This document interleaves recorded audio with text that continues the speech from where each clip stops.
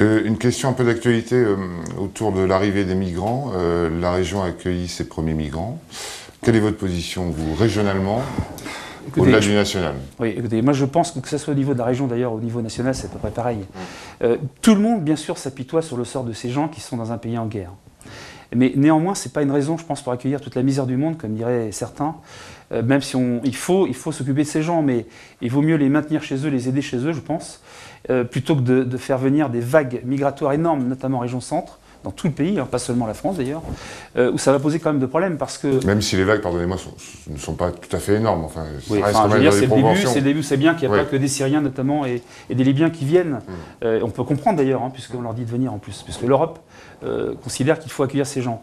Mais néanmoins, tous ces Français qui souffrent, tous ces Français qui sont oubliés, qui n'ont pas de logement, qui n'ont pas de travail, qui ont des fois seulement le RSA pour survivre, à qui on va dire aujourd'hui, bah, écoutez, vous passerez après. Moi, je trouve que c'est scandaleux.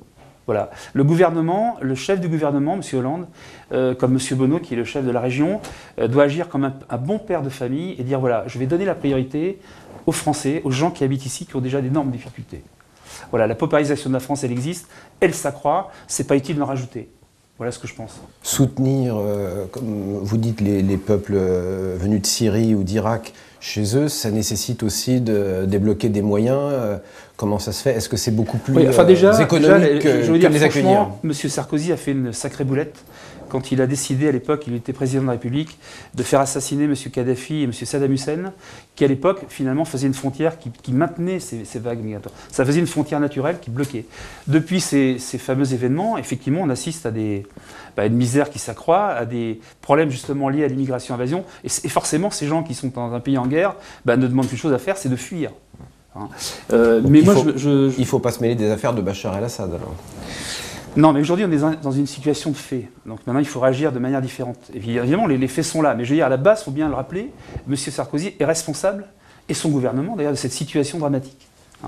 Et il vient nous dire qu'il va remettre les choses en place, qu'il va aider les Français à retrouver du pouvoir d'achat, etc., etc., etc. Mais enfin, je veux dire, ces gens-là eux-mêmes ont fichu une pagaille énorme en allant casser la figure à ces gens chez eux.